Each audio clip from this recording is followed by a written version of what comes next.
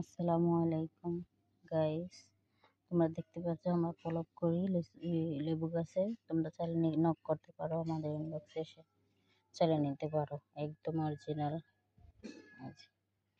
এখানে রোপণ করছি এখন আপাতত।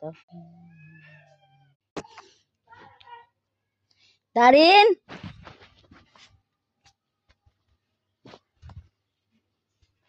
এই যে একটা দেখতে পাচ্ছ, এটা কলপে থেকেই লাগানো হয়েছে। মাশাআল্লাহ, অনেক সুন্দর হয়েছে।